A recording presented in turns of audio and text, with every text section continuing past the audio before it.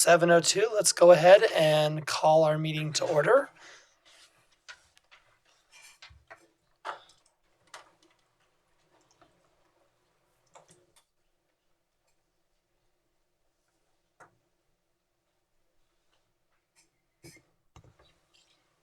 Wait for it to pop.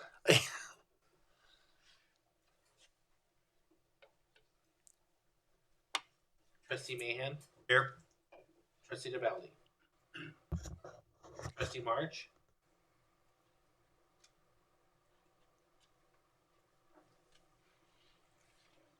Is he still with us?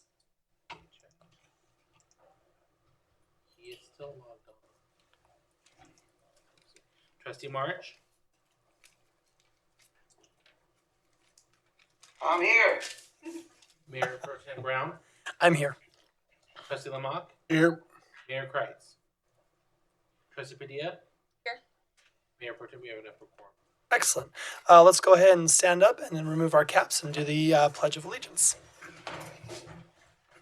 I pledge allegiance to the flag of the United States of America and to the republic for which it stands, one nation, under God, indivisible, with liberty and justice for all.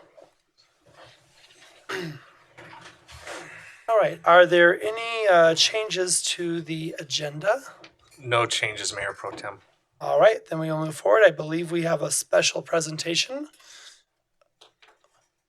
Is someone here from Rocky Mountain? Do we have? I don't know that we have. We'll go ahead and table that. Okay. And I'll have somebody reach out to them and we can come back and we can move to public comment. Perfect. All right, let's go ahead and do that then. We'll now move on to public comment. This portion of the agenda is provided to allow members of the audience to provide comments to the Board of Trustees. Please sign in and you will be called. If your comments or concerns require an action, the items will need to be placed on a later agenda. Please limit your time of comments to 3 minutes. All right, and I believe the first person we have is it Frank Mascioni? I'm sorry, I missed. Mashoni. I'm sorry, I've popped it out of my head real quick. If you would come on up to the lectern there.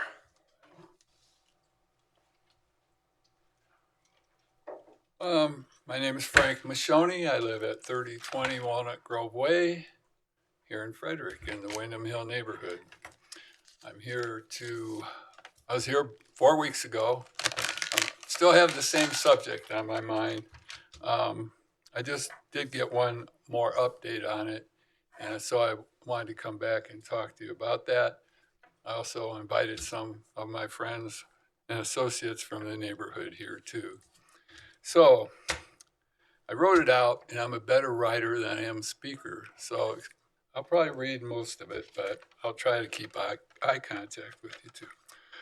4 weeks ago, you permitted me to speak about the need for non-potable water at Windham Hill. I asked for confirmation as to the status of the project, as I was told by the developer, specifically John Lee, that the project status was that the town of Frederick needs a developer to send plans of completion for project for review. On 8/8/24, John Lee told me his company did submit plans to the engineering department. At Windham Hill, we use potable water to irrigate our common area landscapes. I estimate that using non-potable water will cost us at least $100,000 less per year. Over the last 3 years, where we've had about the same number of homes, that would mean over the $300,000 savings. The residents of Windham Hill currently feel a bit like outsiders to the town of Frederick because we're way over on the west side and the highway is between us. You could help change that feeling by instructing your engineering department to help John Lee finalize acceptable plans for the provision of non-potable water to Windham Hill. Instead of letting him getting back, you got to make these changes. He submits it. They say, you got to make more changes. If they would just tell him what he needs to do and speed up the project so that we will have the water available next year. That would be, if it's not all set up now, it has to be completed when the ditch is empty.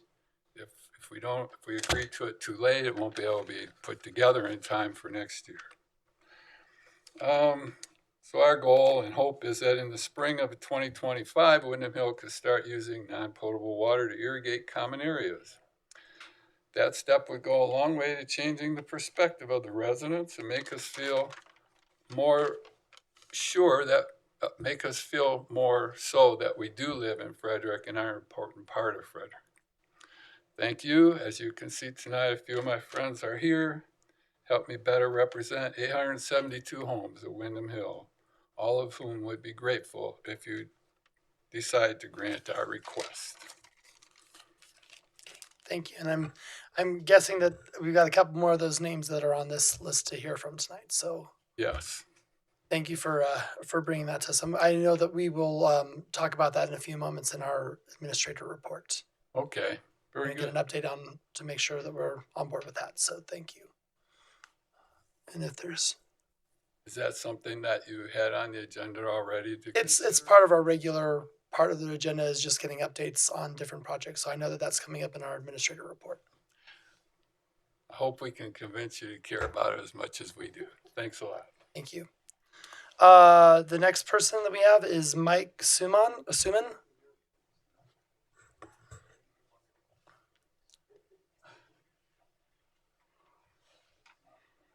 Okay. Honorable Mayor and Board of Trustees, I'm Mike Suman from Windham Hill HOA Water Conservation Committee. Thank you for the opportunity to speak today. I'm here to discuss the importance of expediting the approval of plans and permits submitted by Community Development Group to convert Windham Hill irrigation from treated water to raw water. Windham Hill was originally designed for raw water, but Windham Hill's raw water infrastructure faced significant delays over the years to water right issues, causing Windham Hill to be forced to irrigate with treated water since its inception around 2008, plus or minus a few years. But now that water rights issues are close to being resolved, it's time to move forward with our conversion to raw water. By transitioning to raw water, we can reduce our reliance on treated water, which is both expensive and resource intensive. This change will allow Windham Hill to utilize a more natural and eco-friendly water source for our landscaping needs, promoting a greener and more sustainable environment for all residents. Moreover, the financial savings from this conversion can be redirected towards other essential community projects, enhancing the overall quality of life for Windham Hill residents. The sooner we implement this change, the sooner we can start reaping those benefits. It's also important to consider this work must be done when the boulder ditch is dry. Boulder ditch is dry beginning in October throughout the winter. If we miss this window, we're going to delay the project another year. And like I say, our community was designed to be on non-potable water, but for 15 years we've been using treated water because of other delays, and now it's time to get this done. Furthermore, Windham Hill is slated for significant expansion in the near future, which will increase our needs for irrigation water. Ensuring a reliable and sustainable water source is crucial for supporting this growth. So I urge you to consider the long-term advantages of this project and prioritize and expedite the permit process. Together, we can make a positive impact for our community and set an example for other HOAs to follow. And thank you for your time. Thank you. I'm sorry, I think I might have smudged this a little bit. Jack, Icebergen. Is that correct? I'm sorry. Berger. Kirstenberg. Okay, I'm sorry. I smudged that. That is my fault, 100%.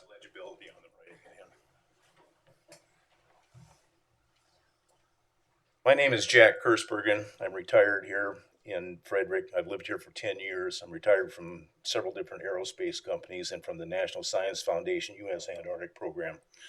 I've had an interest in reading legal things in the town of Frederick, and I'm interested in the municipal code revision process, approval, and charter. Over the 10 years that I've lived here, I've watched many changes that haven't been publicized, but you have to hunt for them. And one is the charter mission statement for the process of revising the code and the approval process, who does it and how it works. Specifically, I was interested in safety in the subdivisions that I drive through. And that is, there's a lot of children using skateboards and bikes and scooters going around corners. There's issues with visibility around those corners, and it has to do with trees. So specifically what I'm addressing is trees under the municipal code, and it's specifically 11.55.C. And it lists unlawful obstruction for the sight distance triangle.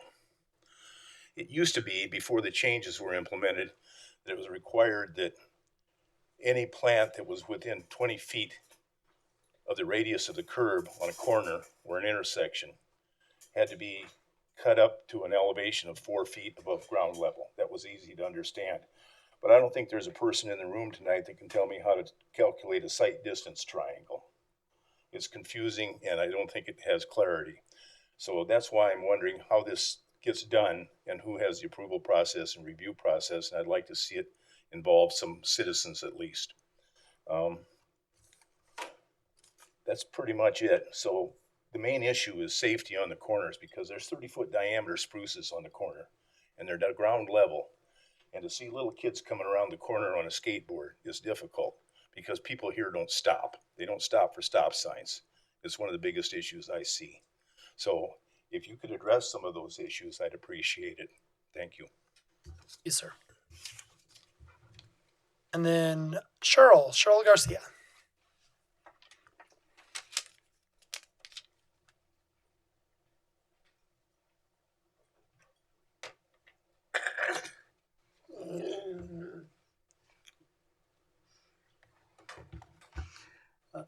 For those who don't know Cheryl, she is speech impaired, so I will be speaking for her.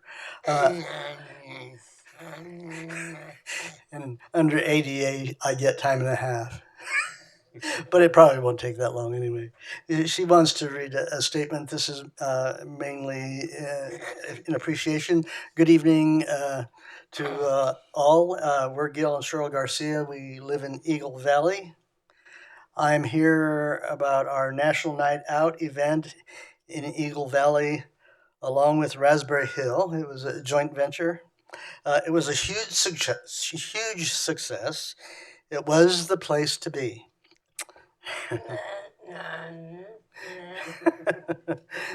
We had a bouncy house. We had a DJ. We had the library come out. We had a couple vendors and all.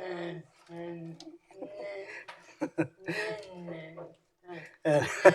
also next year we want to make it even bigger and better by maybe having a snow cone person and maybe a dunk tank. I want to thank those who, for those of you who didn't show up, you were unanimously voted to participate in our dunk tank next year.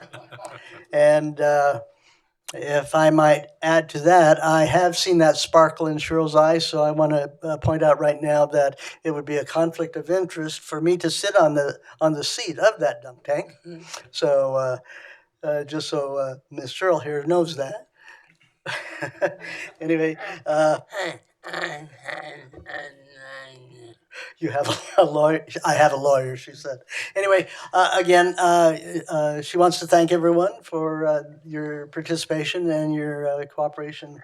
And it was a great success with the police and fire and everybody who showed up. And everyone stayed. Anyway, that's all I wanted to say. Thank you so much. Thank you, and thank you for the hard work that you did with that. It's appreciated. That is everyone who's signed up. Is there anyone else? Just checking to make sure we didn't pull the papers early. All right. So we will move along to staff reports. Yes, Mayor Pro Tem and members of the board. Just a couple of items. I'm gonna, while I'm talking, have Sarah Watson come up and just give an update on the water in regards to the Windham Hill project that we've been working on. Just as a follow-up, we do have the mini retreat on the 27th, so that will take place at Bella Rosa, and we'll start at 5:30. And our goal in that is to really talk about, as the mayor has suggested, the downtown area, in addition to really just solidifying what our strategic plan looks like over the next couple of years. So we'd like to kind of formulate those goals coming out of there. And then at subsequent meetings, we hope to formalize that strategic plan through adoption through the board before the end of the year. So that will be coming up. And then obviously just keep in mind Miners Day is coming up on the 20th. I believe the mayor has got some ideas. And if you have any ideas in regards to how you want to do the parade, we'll get those conversations going over the next couple of meetings so we can have that planned. And with that, I'm going to have Sarah give a quick update. Good evening, Mayor Pro Tem and Board. As you've heard, there's been a lot of anticipation for the raw water system to be completed within the Windham Hill development. When that development was originally planned, there was a great opportunity to have an irrigation pond off of the Lower Boulder Ditch, since the Lower Boulder Ditch crosses close to the northeast corner of the property.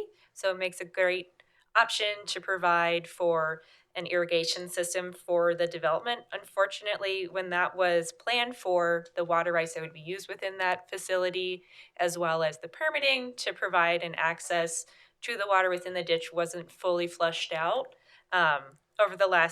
Over a decade, the town has worked to determine what water supplies are available to be used within that development without requiring a water change case.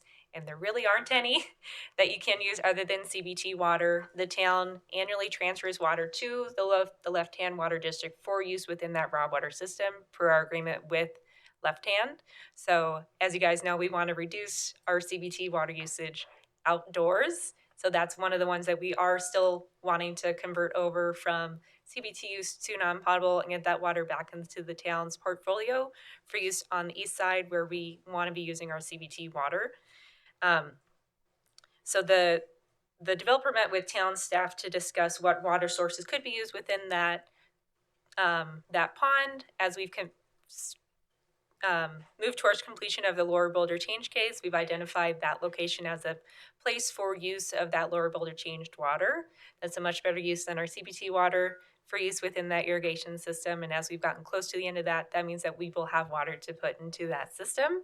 We've identified that within our supplemental water supply plan as a place of storage. So if we move forward, we were intending to use water through the SWSP in that location. Unfortunately, because of timing and permitting, we're not able to do that this year. So if we still need a SWSP next year, as we're moving forward with the completion of our water decree next year, hopefully early in the year, so we don't have that SWSP, we'll again include that in case this improvement is completed to put water into that pond. We recently were with the board to talk about our raw water master plan and identified again that is a place that we are intending to use raw water directly from the ditch, as the west side of town is uniquely positioned to have direct feeds from ditches within that area. So after those meetings last year with the developer to determine what water sources could be used, that meant that we could tell the Northern Water District what water sources could be used on the property going through that diversion structure, which is one of the big questions that they had for us when we went through to start that permitting process. The other question was questions on the plans that needed to be updated. So we met with them in March to discuss that. We provided red lines to the developer to update those plans, understanding, like they said, there's a short window of construction for that after we get our permit. That was explained to the developer. The developer did not update those plans for a number of months. We reached out to them multiple times about getting those plans updated. We did just receive those plans on Thursday. I've completed a cursory review to make sure that they have addressed preliminarily through a cursory review those red lines that we sent to them. And since they did, I have forwarded that plan set to Northern Water as well as the Lower Boulder Ditch Company, as they need to review those plans to verify that they are comfortable with those plans, and will support our getting a permit through Northern Water for a new diversion structure. The town is not permitting anything other than if they need a contractor's license, a right-of-way permit. So the permit that we are moving forward with is it's an EPA permit, and Northern Water is supporting the town as we move forward with getting that permit. There is a lead time also on that permit. So that means that as we're moving forward with this, the intent was to have this pond constructed over the winter season. Now it's August, so the possibility of that is getting much shorter because we have to have agreements for that permit and agreements with the Lower Boulder Ditch Company, because it is their ditch and they have to approve that new structure, as well as potentially Northern Water, since they have a large stake in that ditch. It's very important for their system as a whole. So the next steps are to collect comments from the Lower Boulder Ditch Company and Northern Water. If they have any comments, meet with the developer to identify any comments that still need to be addressed and discuss how that needs to be updated on those plans. And once that plan set is complete, from my understanding from Northern Water, that was the last thing that we needed to provide to them to continue on in the permitting process.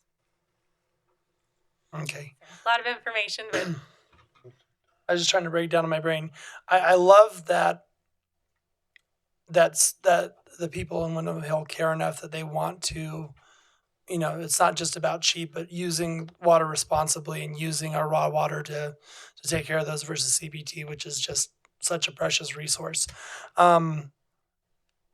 Just to make sure I understand, is there anything that we can do in our power to expedite as much as possible? I know that there's, believe me, in now serving almost 5 years on this board and talking about water constantly, it's such a slow, painful process and frustrating sometimes. But I just want to make sure that as the town, we're doing everything that we can to help, especially when it's going to meet goals for our citizens over there, as well as our water plan. So is there anything that we can do or that we need to be aware of to make sure that this stays on track and that we don't, at least to the best of our power and ability, fall behind on this?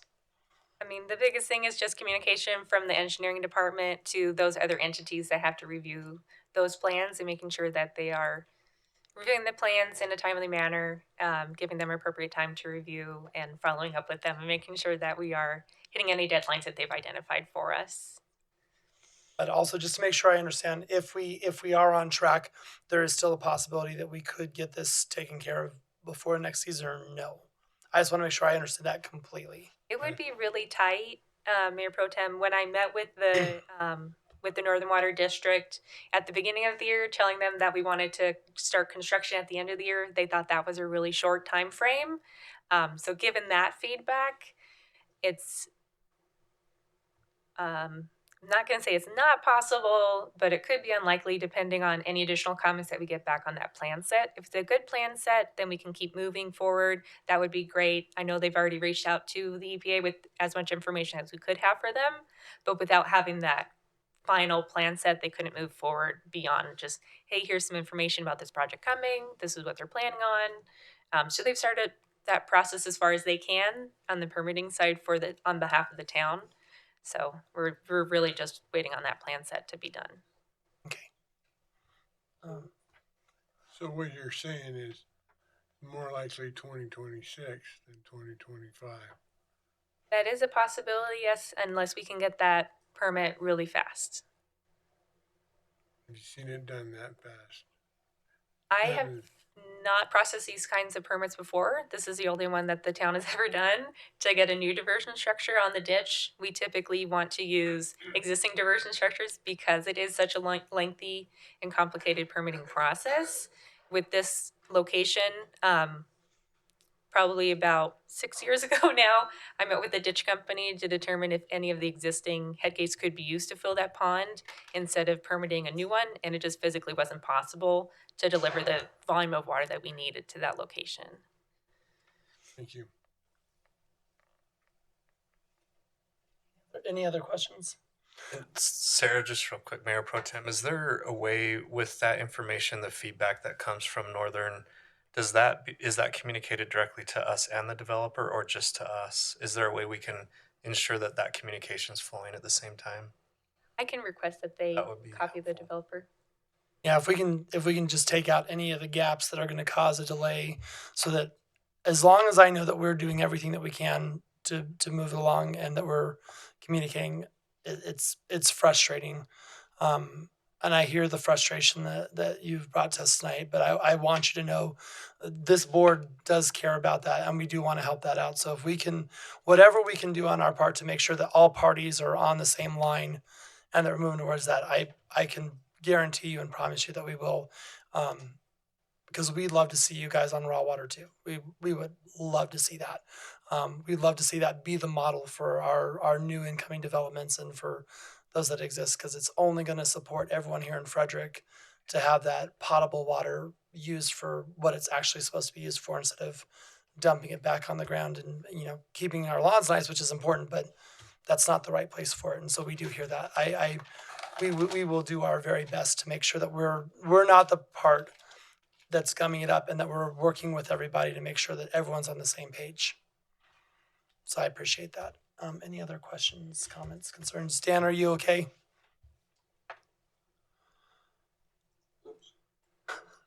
Yes. All right. Thanks, Sarah. And then any other? That's it. Any other questions I can answer? I just had a question to Mr.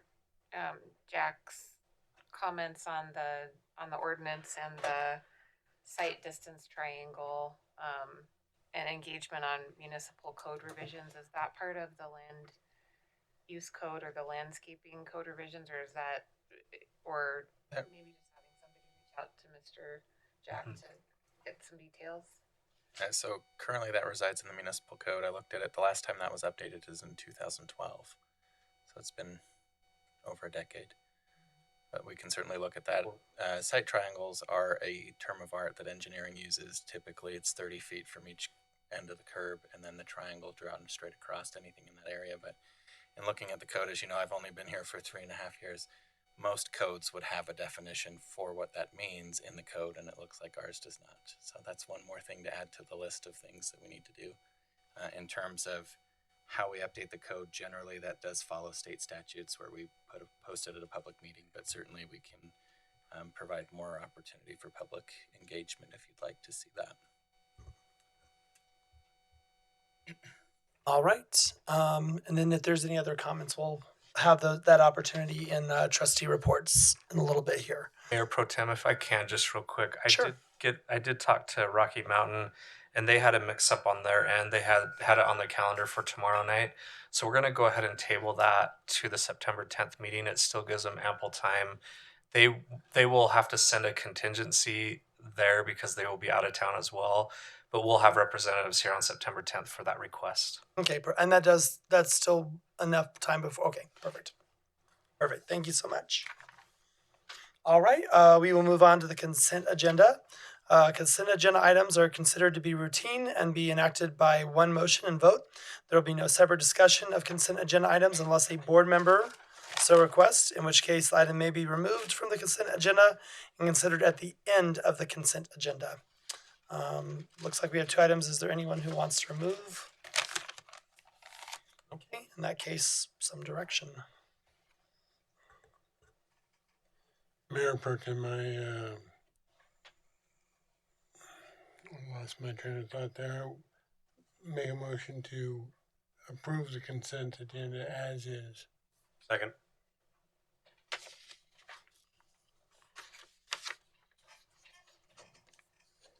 Mayor Pro Tem Brown, Yes. Trustee Lamont, Yes. Trustee Padilla, Yes. Trustee Mahan, Yes. Trustee March. Yes. Motion passes 5-0. All right.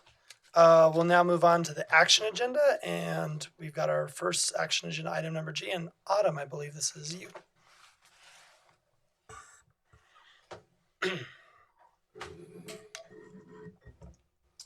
Clicker.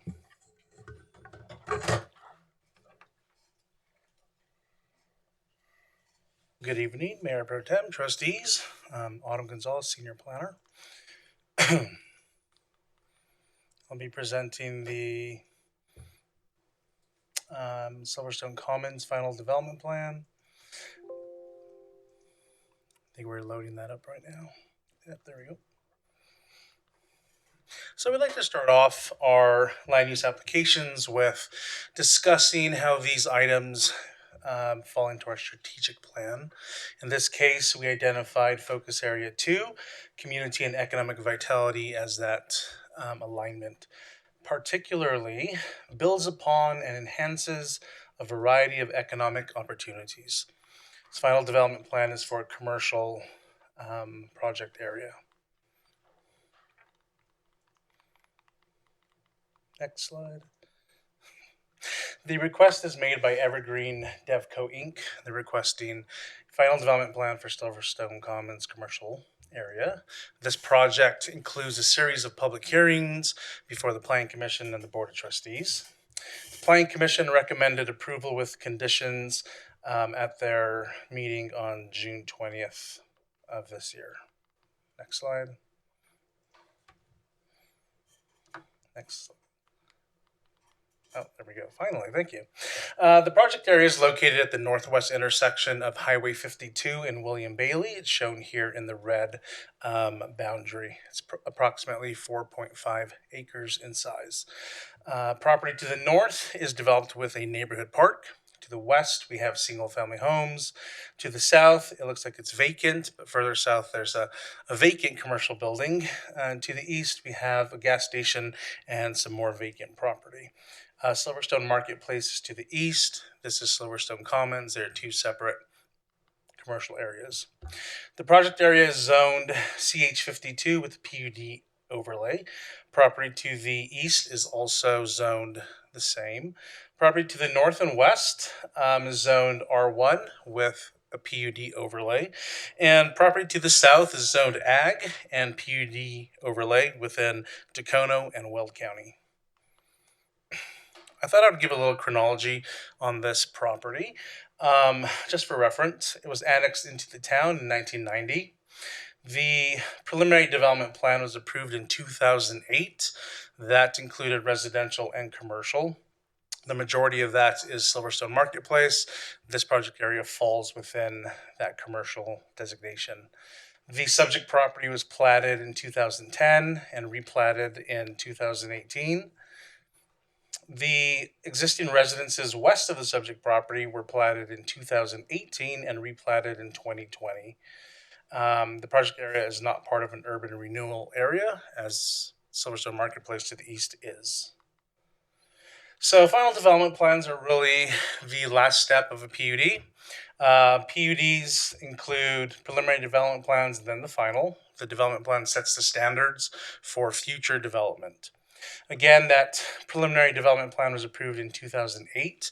That provided some entitlements for uses and other standards listed below. The final development plan expands upon some of those standards. So I listed the main standards in this plan: parking, landscaping, lighting, signs, all of that development related stuff.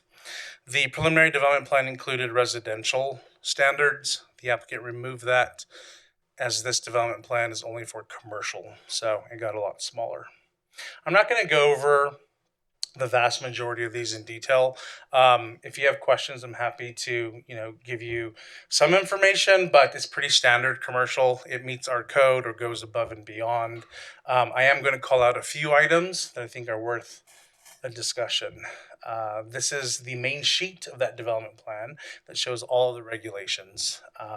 Goes down to rock mulch and colors of materials on buildings, exciting to planners, but maybe not to all.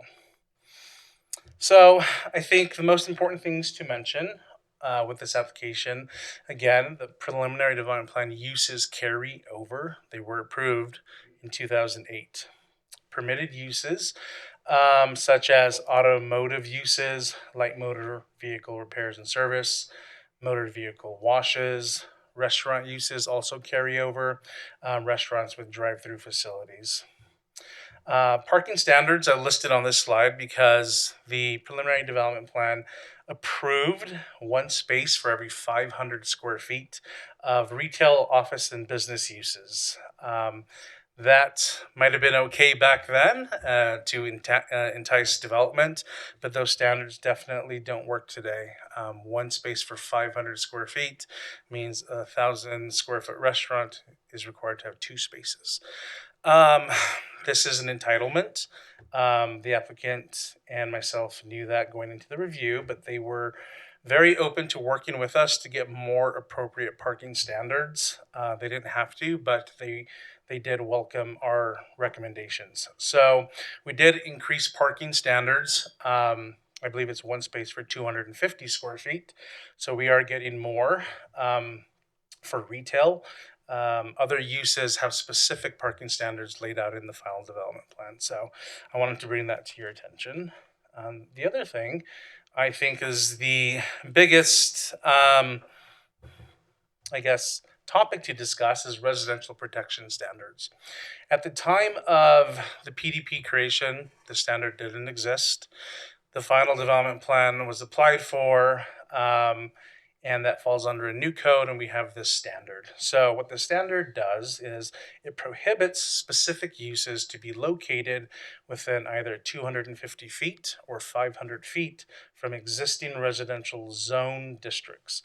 So not residential uses, but the actual zone district is where we measure it from. An example, motor vehicle washes have a 250 foot setback. Existing residential zoning and uses are located to the north and west, as we saw on that zoning map. So we would measure from those property boundaries 250 feet for a car wash or 500 for other uses, which essentially prohibits those uses from developing in this area.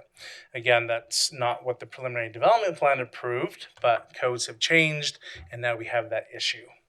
The applicant is proposing a modification to that standard. They are proposing a 20-foot landscape buffer between residential uses and automotive uses. That's in lieu of that 250 feet or 500. They are proposing 1 tree for every 25 feet of linear frontage. And I'll show you graphically how this works and lays out. They're also proposing 50% of those trees to be evergreen, which are screening trees, not deciduous, that are bare in the winter. They're also proposing a 10-foot landscape buffer for non-automotive uses. So everything that's not automotive has an automatic 10-foot landscape buffer with the same tree requirements.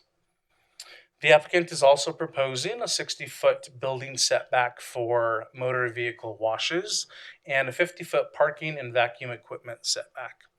They do intend to bring that use to this site, so staff felt it was appropriate to create standards for it instead of later on when a site plan comes and there are no standards. We wanted standards before. So I will show you the conceptual layout for this site. This is included in that development plan.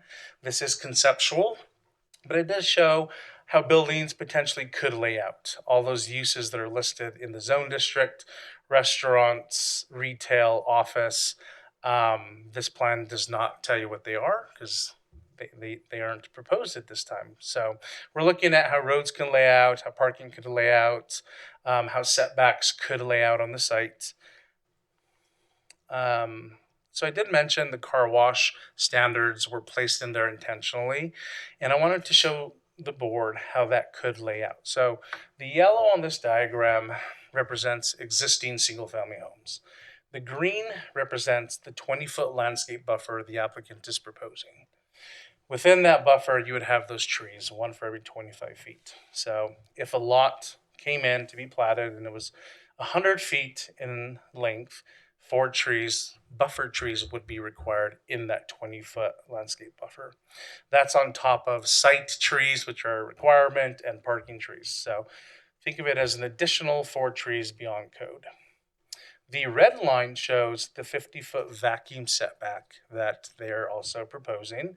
So vacuum equipment and parking could not exist within that 50 feet from that property boundary. Keep in mind, homes in the yellow are not built on their property line in the back. They're set back probably 20 feet. So you have a 20-foot setback, and then you add that 50-foot vacuum setback, which creates a 70-foot setback essentially. And the last setback shown here is that blue 60-foot building setback. Again, you add 20 feet for the home setback plus 60 equals 80 feet. This is not how the site will lay out. A site plan will dictate that, but it would have to adhere to these specific standards within this development plan. So final development plans have 2 criteria listed in our code. The first one, is it substantially consistent with the PDP? Staff believes it is. We actually believe it's a little more strict. We honed in on parking, and all these additional setbacks were not listed in that preliminary development plan. Also, a criteria is if the PDP has any conditions of approval, are they addressed? There were no conditions to address. So staff believes it meets these 2 listed criteria. The neighborhood meeting for this project occurred February 21st, 2023. It was lumped in with all the development at the time. Staff did note that probably 15 residents showed up, and they had a lot of questions on users, access, traffic, lighting, signage. The meeting minutes, and from what I recall, there were no objections to general commercial. It was mostly questions. So that meets our neighborhood requirement. And then also we have the second bullet point, additional notification requirements. The first, mailed notice, posted notice, and published notice. Those requirements have all been met. I will say that one resident called Town Hall inquiring about this application and potential uses, and that was really the extent of that conversation. I will discuss Planning Commission on this slide. Yep. So staff is recommending that the Board of Trustees approve this final development plan. Again, on June 20th, the Planning Commission held a public hearing where they voted 4 yes and 0 no, recommending the board approve this application with 1 condition, and that's listed here. The applicant shall work with staff to add additional buffering and screening. Staff believes this condition is it's broad, and I think that was the intention. They wanted to bring their concern to the board and then let the board discuss it in more detail if you all wish, but they wanted that on the record. And that's why I listed it here. So I provided 3 recommendations for moving this forward. You can approve it with conditions, or you can actually deny this application. Next steps, if approved, platting will be required. The conceptual plan showed 4 lots. That is the intent of the applicant, to plat 4 lots. Site plans will be required for each lot. I will note that platting and site plans require additional neighborhood meetings, additional mailers, posting, signs, all of that great opportunity for the public to comment. And then the third step would be building permit processing. That concludes my presentation. I do encourage the board to discuss this more, that condition from the Planning Commission. Staff has prepared some potential conditions if the board would like to discuss that with staff more. I will turn it over to the applicant now. We have Zach Lauterbach from Evergreen, who would like to say some words? Thank you.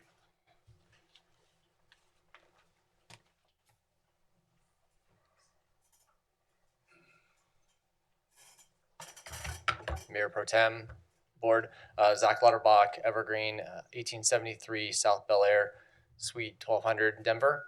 Autumn does a really good job of covering a lot of this stuff. I'm really more here for questions. Happy to add a little additional insight as well. As Autumn mentioned, when we did the original neighborhood meeting, honestly, the site plan is virtually unchanged. We showed the automobile wash. We showed, I think what's shown currently is a daycare on the, I don't know if I can navigate through this. Oh, sorry.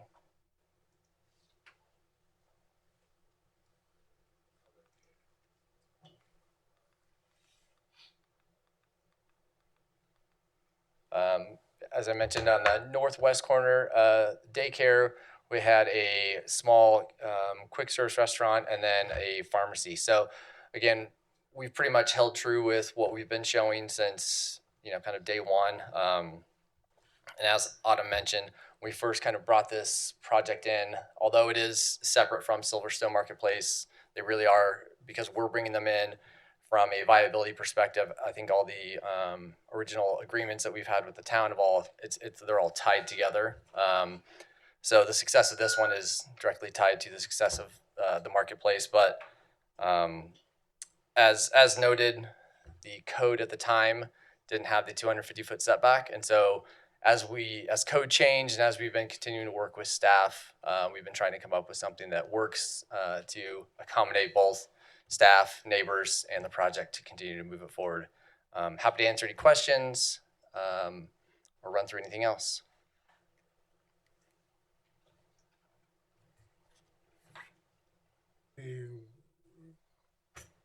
Our conceptual shows the pharmacy on the lower right where. Yeah, the hard corner of William Bailey and Highway 52. Yeah. Correct. Is that going to interfere with the development on the east side of William Bailey, between William Bailey and Colorado Boulevard with Kroger? No. Nope.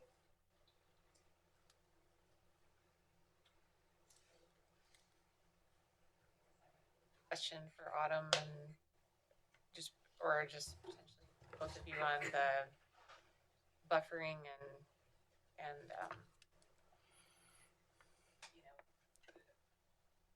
I guess I would like to hear your ideas on what those are. My question is there, is it as simple as a nice looking big fence, and trees, or what are those ideas that you have? Sure. So we originally asked the applicant to provide a screen fence. The issue is the residents to the west have a fence up already. So you would have a double fence, and the applicant did talk about security concerns between the fences, trash as well. So staff did ask for additional landscaping. The applicant did agree to that, and we worked together to come up with some sort of calculation.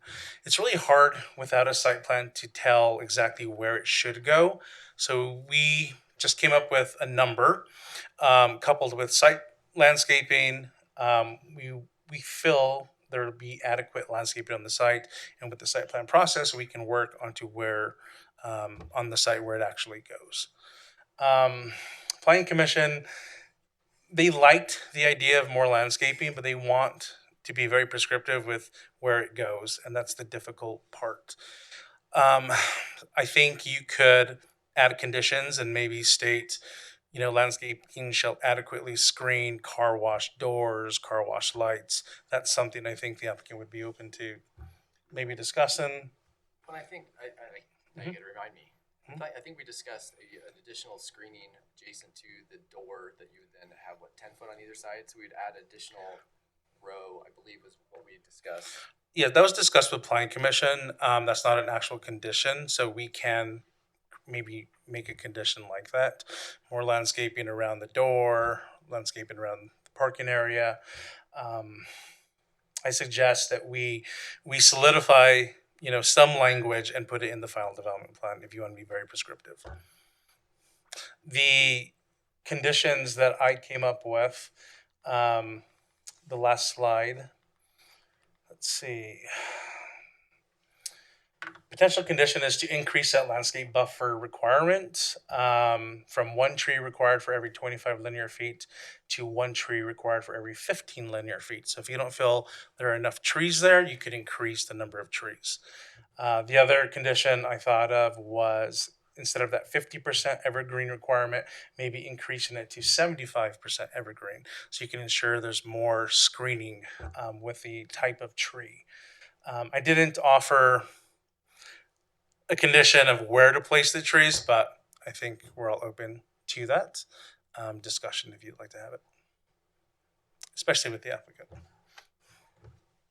I'd like to add a little more, another piece of to it too, because I guess the question always is what's the intent of the buffering or the screening?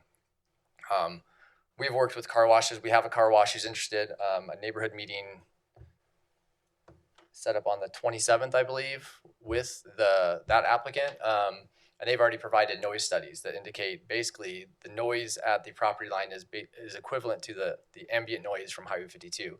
So the measures they put in place with their operations, their equipment is already, they're prepared for these types of situations. And obviously they don't want to come in and be a nuisance to the neighbors, to the community.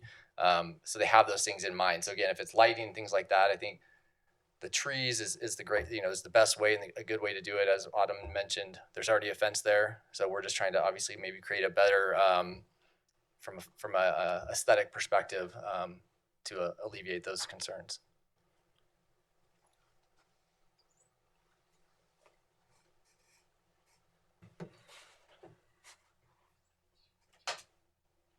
I've got a question. This is Trustee Marsh. Yes, we can hear you. Go ahead. Okay. Did you say that there was going to be a 20-foot buffer zone between the car wash and the property line of the houses to the west of that? Yes, that's correct. The way the FDP is written is it states any automobile-related use is required to install a 20-foot landscape buffer. So not just car washes, but it can be car service uses, anything like that. 20 feet isn't all that much of a distance, but I have a concern with a car wash being 20 feet from people's backyards, but I don't know what can be done. And also another concern of mine is evergreen trees. Do you have any idea how long it takes an evergreen tree to grow up big enough to be effective in any type of buffering at all? Yes, those are great comments. Let me clarify your first part. The car wash would not be located 20 feet from the property line. The car wash would be 60 feet from the property line. The applicant is proposing a setback of 60 feet for the building and 20 feet of a landscape strip. Okay. I can't see if there was anything, it didn't come up on here, so I couldn't see some of the stuff you were mentioning, so my apologies. No, we're sorry, we didn't get that for you. Yes. And the trees, yes, we understand that concern as well. What we require landscape plans to show is trees at mature heights, mature widths, which is typically 3 years after they're planted. Bigger trees to plant is very expensive. I haven't dealt with that before. I don't know if you have dealt with that before. It's kind of uncommon to plant bigger trees, but that's definitely a legitimate concern. I agree. So we would look to the applicant to provide evergreen trees that are, maybe the fastest growing. We'll look at heights of those. Those are small ways we can, help that concern out. But that is a legitimate concern.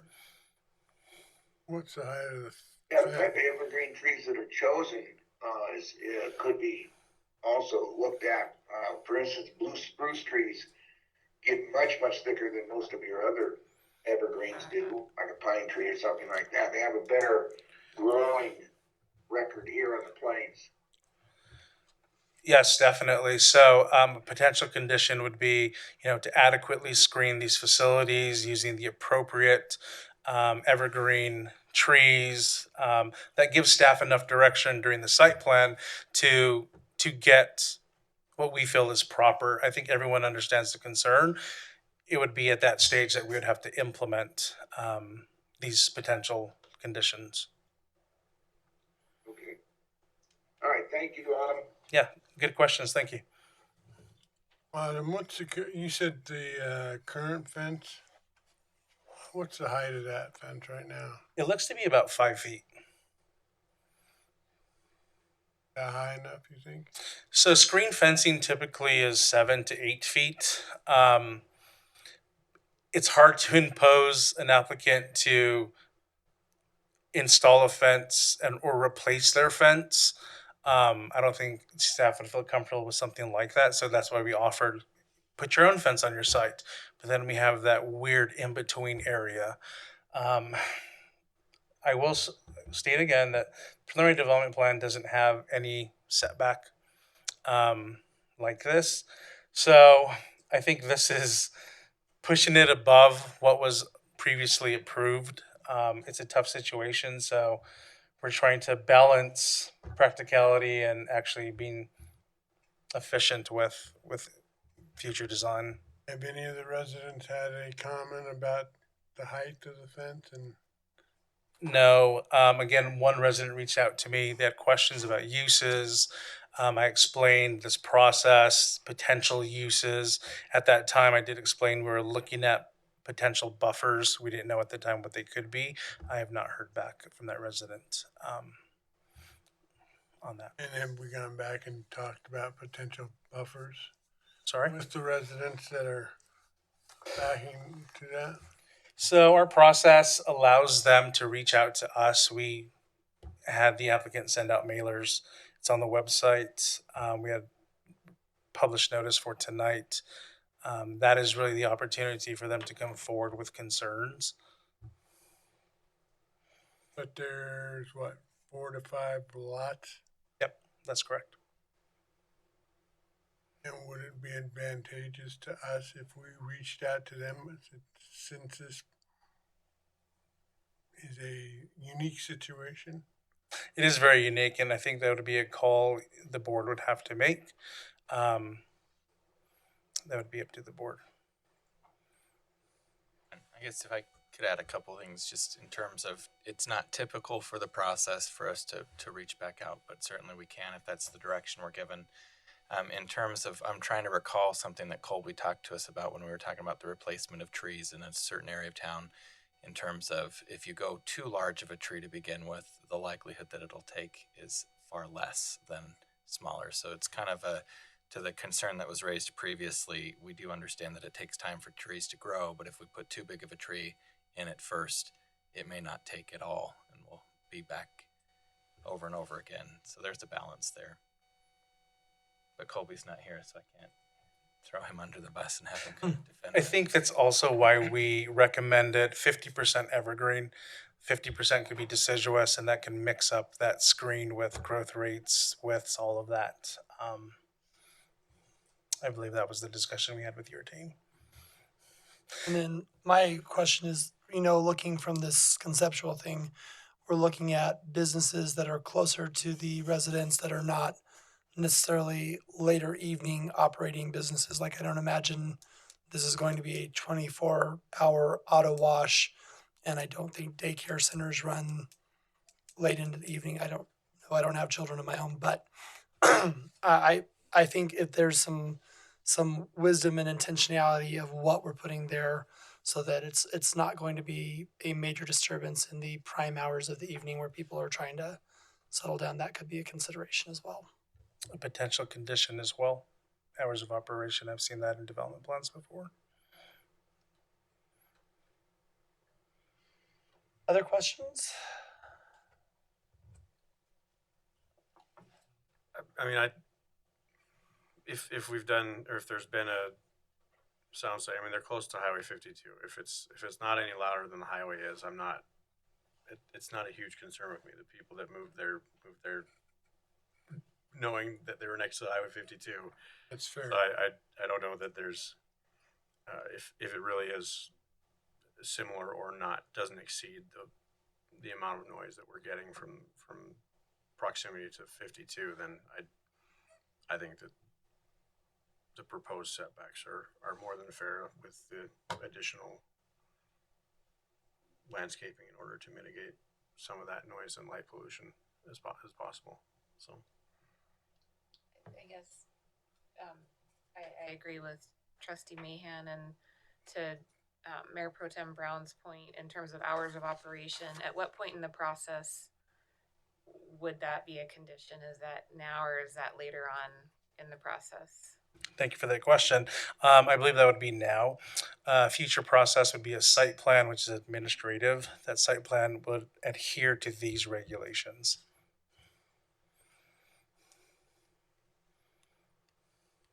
I don't know if people wash their cars at 1 a.m., but I can see that would be, I can see the point of, wanting some sort of reasonable thing for the residents. So, and I don't, do you have a good sense for if we want to go down that road or what those hours might be? I know in a similar discussion for a different place in town, we're talking about nothing that goes after 9 p.m. for sure.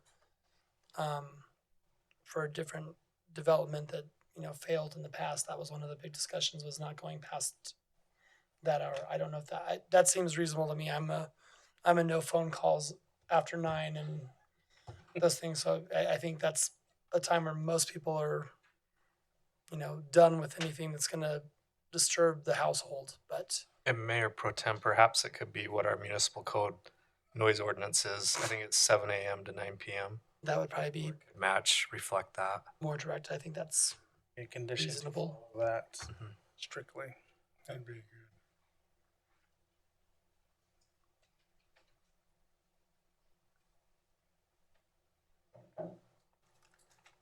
All right. Well, thank you. The options. Yeah, if we can see the options up there again.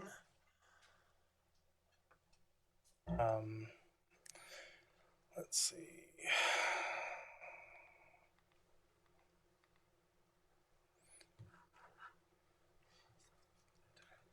So yeah, if there's no further discussion, if we can get some direction. The conditions. Oh, the buffering, those, So before you take oh, any so sorry. public comment, if we've got anybody here to There's speak. at least one. All right, so we need to open the floor for public comment. If there's anyone who'd like to make public comment, please come forward. Couple ideas.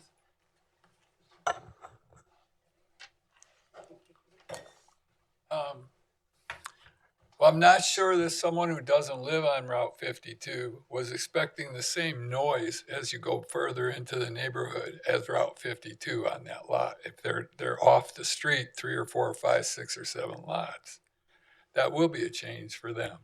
So then, how about a mound? A 5 or 6 foot high mound would divert noise up in the air. It would block the view of the people washing their cars. A couple ideas. If you planted trees, they'd have a head start. Anyway, that's all I got.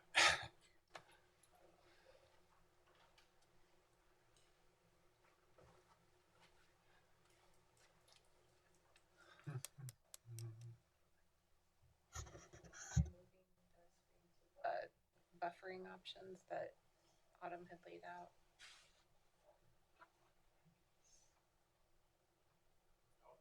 Go back one, go forward. There you go. Yeah. Yeah, do we have any other additional comments? I love suggestions, always helpful. All right, so are we good to close public comment then? There are no more? Yep. Now we can go to direction.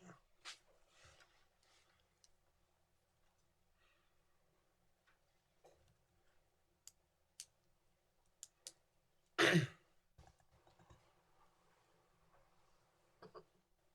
you looking at me? I'm thinking both of these are things that I'd like to see, but what about you guys?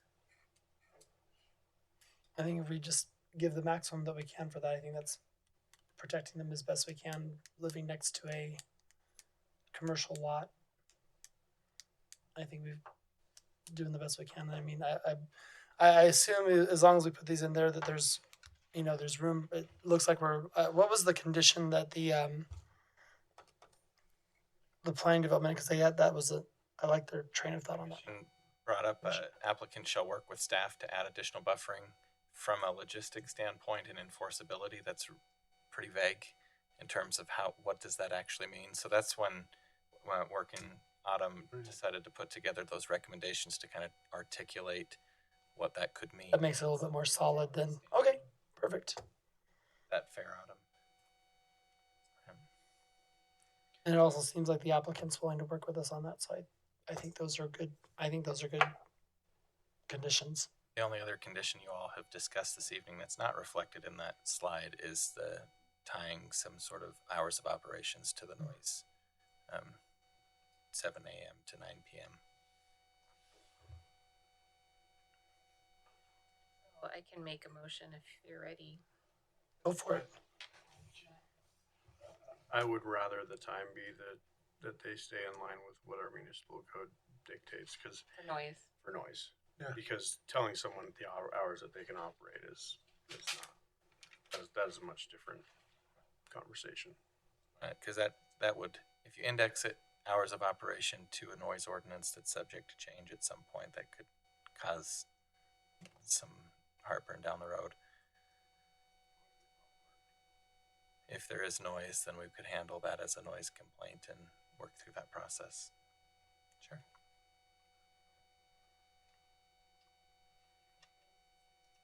Pro Tem Brown, I move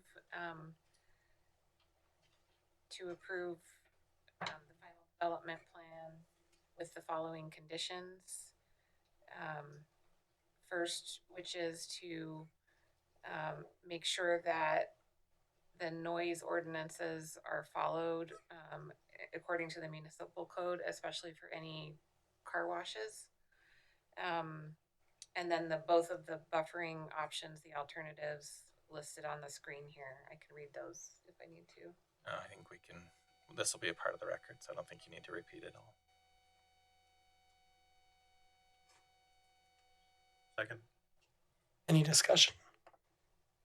The only discussion I have is I appreciate that there won't be two fences because I live in an area where that's close by and it is a recipe for mischief and graffiti and things like that. So I appreciate that we're not having two fences with a narrow alley or a place for folks to hide there. That's super important. I'm glad we thought of that. All right. Trustee Mahan? Yes. Trustee March? Yes. Trustee Lamont? Yes.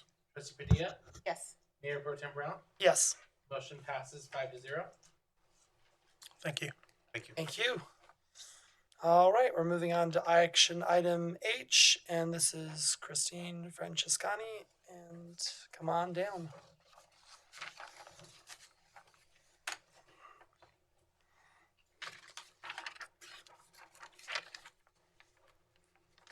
Good evening. I'm Christine Francescani, Deputy Town Attorney. And I have for you this evening a proposed ordinance addressing the use and possession of substances within the town.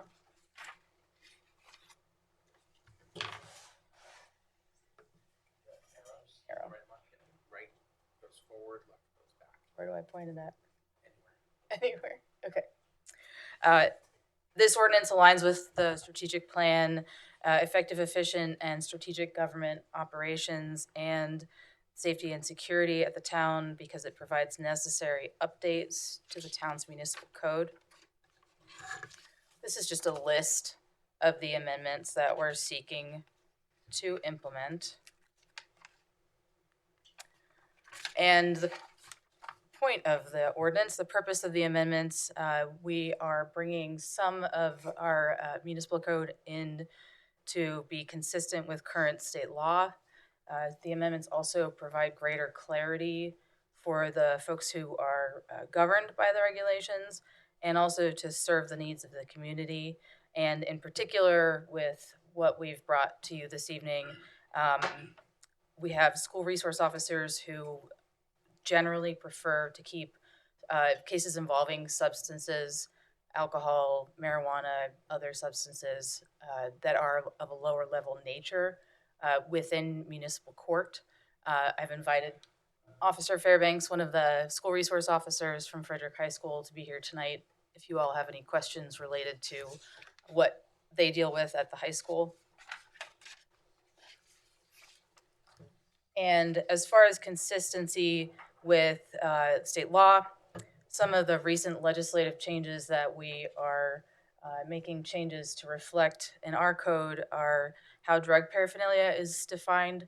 The main change that this reflects is that the statute defining drug paraphernalia now acknowledges legitimate testing of drugs, and so people can be in possession of testing equipment that would legitimately be testing drugs. And then the legal age to purchase or possess tobacco products has been changed by the state from 18 to 21.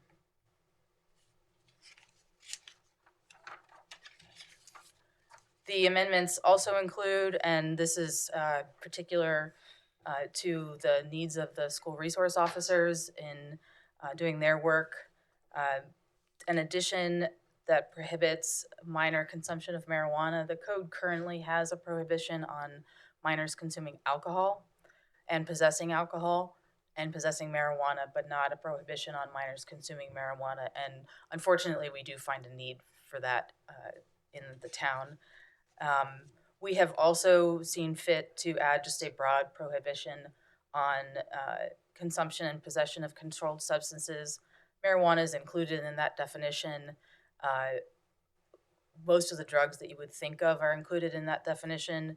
And in my conversations with the school resource officers, the idea, again, is to keep the cases in municipal court when it is appropriate.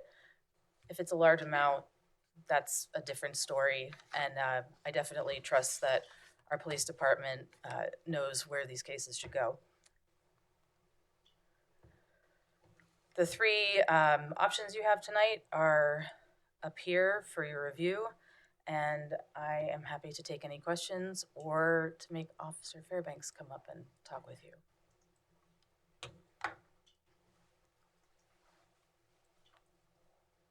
Have any specific questions? Yeah, we'd love to hear from you, Officer Fairbanks. Come on down and just give us a boots on the ground thought process and analysis.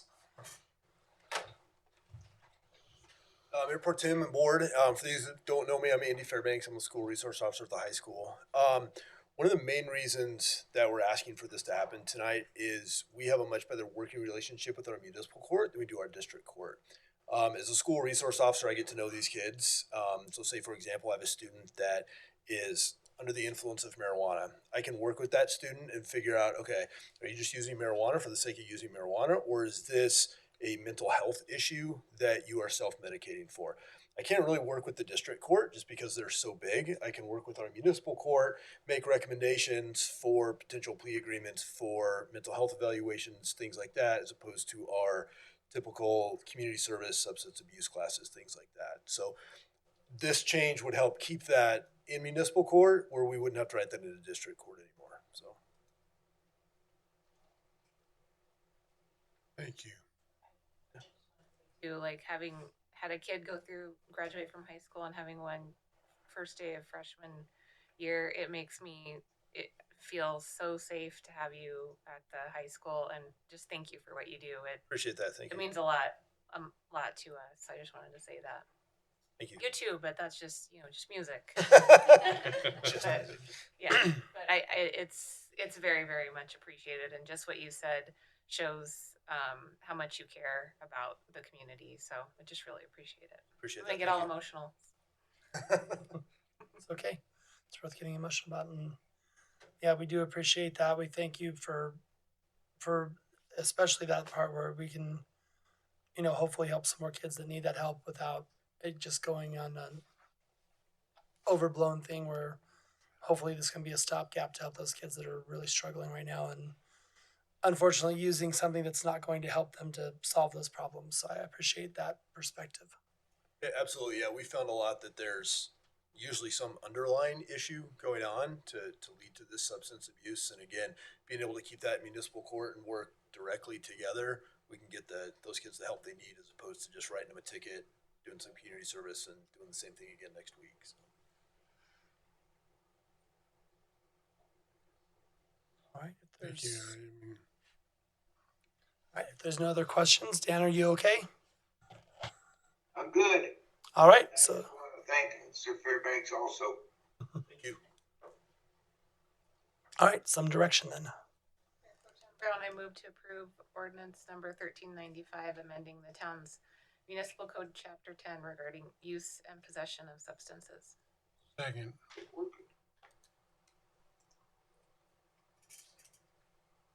Trustee Lamont, Yes. Trustee March, Yes. Trustee Padilla, Yes. Mayor Pro Tem Brown, Yes. Trustee Mahan. Yes. Motion passes 5-0. All right. Thank you so much.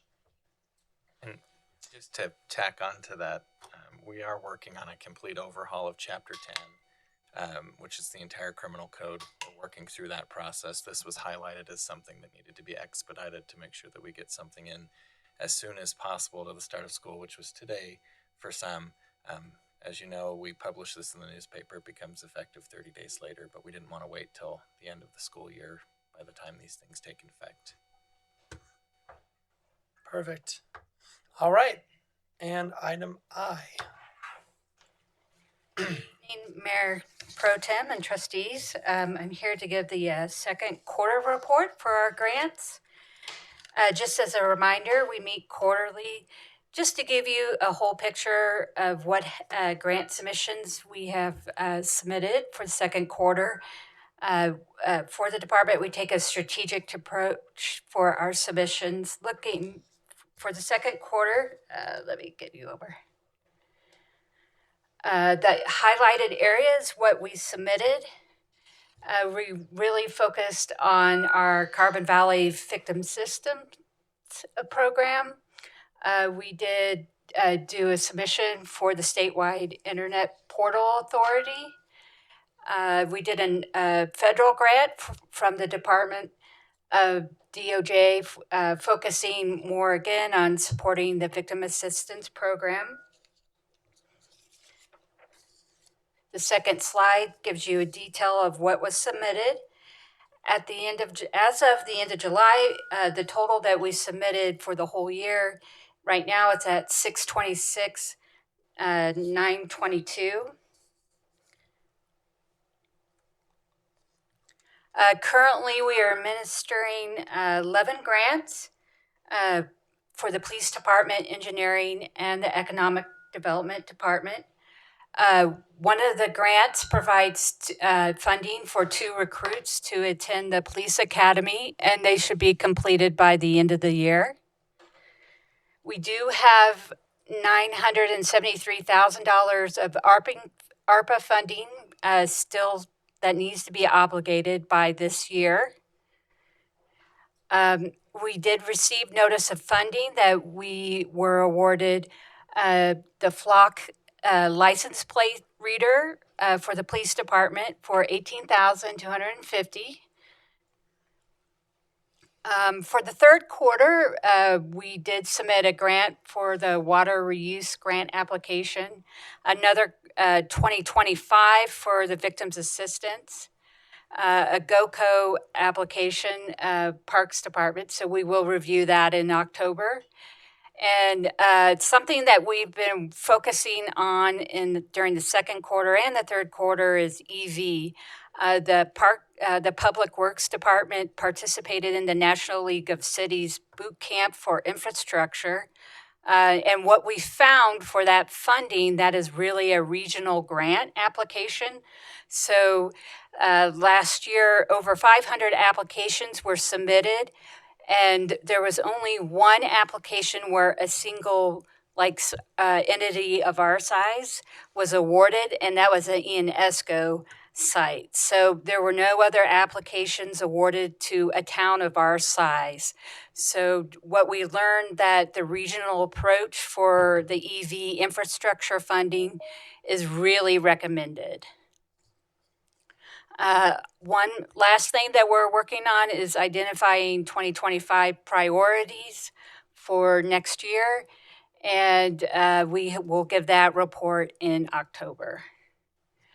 We continue to develop a grants library for all departments to review. They have access to that, so when they're planning on their projects for the budget, they can look at that. They can look at the strategic plans and how they tie to each of that funding. One last thing, the uniform OMB uniform guidance goes live October 1st. And what that really affects us, one thing we can ask for some of our federal grants, in kind has been moved to 15% for our federal submissions. So we can ask for that. And a single audit was moved from $750,000 to $1 million. Any questions on our grant submissions for this quarter?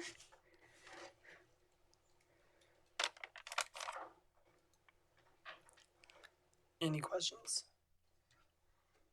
Awesome. I love the updates. That way we know what's happening. And what we're asking is to approve Resolution 24-R49 to give the mayor the authority to execute necessary documents if awarded these grants for the second quarter. Right, so I guess direction then. Mayor Pro Tem, I move to approve Resolution 24R49. Resolution of the Board of Trustees of the Town of Frederick, Colorado, approving second quarter grant submissions 2024. Second. Trustee March? He lost the feed. We'll try to get him back. Trustee Mahan? Yes. Mayor Pro Tem Brown? Yes. Trustee Lamont? Yes. Trustee Padilla? Yes.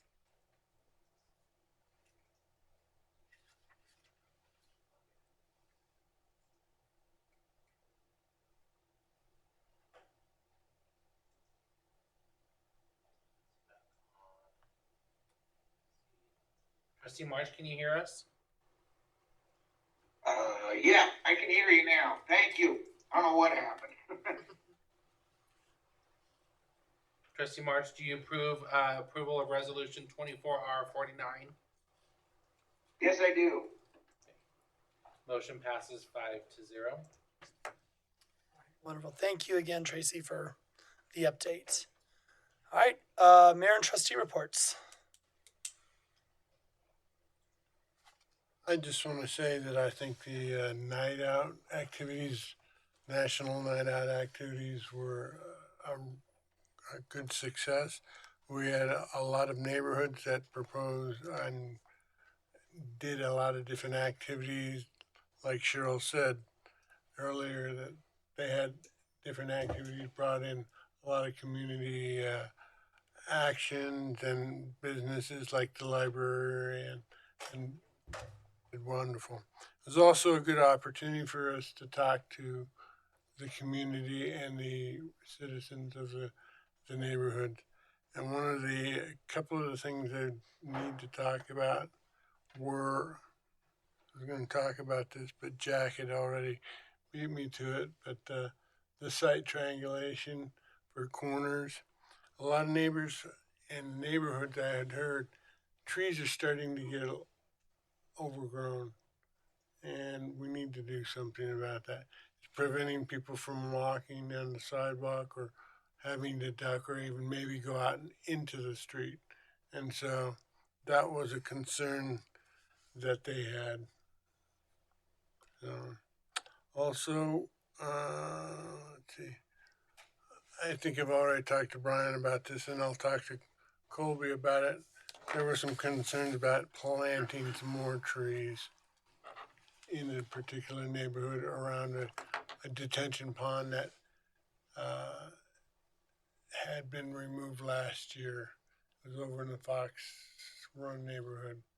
And so they just wanted to know if they could get 4 or 5 more trees to replace the trees that were removed or had died and removed around that, just to help create a barrier and that around the detention pond. So, okay. Right.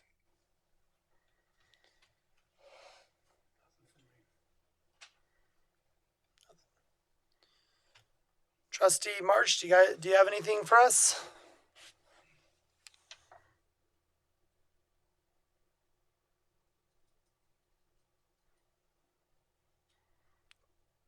Did we lose him again? He's there. Okay. Okay. Oh, there we I go. got audio. Yes. No, I have nothing from me. Thank you. Okay. Also on the neighborhood watch night, talked to some residents over in Ren Valley who had some thoughts on the property formerly known as the Mendoza property, and just some of their expressed concerns were just making sure that there's enough parking over there. Another one is maybe some consideration for year-round amenities. A lot of times we look at what's good in the months where it's nice and warm and pleasant to be outside, but some other things that could still be enjoyed in winter because most Colorado residents are not seasonal people. It's grilling weather year round, so they want to be out in nature year round, whether it's enjoying the summer stuff or the winter stuff. So that was another thought. I know that we've got a sledding hill planned with and the thoughts for FRA, and maybe something similar to that can be enjoyed also in the winter or year round. Where's just some of their thoughts, and like I said, hopefully that, and then as we had in the reports, that we can make sure that we're doing everything as the town to stay on top of a community that really does care about proper water usage, and we will pledge to do our part to make sure that we're not the gum in the gears that keeps it from slowing down. We want to make sure that we're doing everything because the sooner that we can get everyone to, or as many places to raw water as possible, those potable water rights will be more definitively used in better places than watering grass. So I think we will ask about that frequently and make sure that we're doing our part to make sure we're not the ones slowing down the process as much as possible. That's all I have. Is there anything else that we need to address? All right, so we'll take maybe a brief moment. Can I read the... So yeah, we would need to read that script and then have a motion. Okay, so I'll do that. We'll do the motion, then we can take a few minutes to get everything together. And I think we're gonna, we'll go, once we go into that, we can talk about it. So, all right. We're now going to move into executive session for discussion of personal matters under CRS section 246402(2)F, and not involving any specific employees who have requested discussion of the matter in open session, any member of this body or any elected official, the appointment of any person to fill an office of this body or an elected official, or personnel policies that do not require the discussion of matters personal to particular employees regarding municipal judge interviews. Second. Trustee Lamont? Yes. Trustee Padilla? Yes. Trustee March? Yes. Trustee Meehan? Yes. Mayor Pro Tem Brown? Yes. Motion passes 5-0. All right, so we'll take a very concise 5 minutes and we'll move forward with these interviews.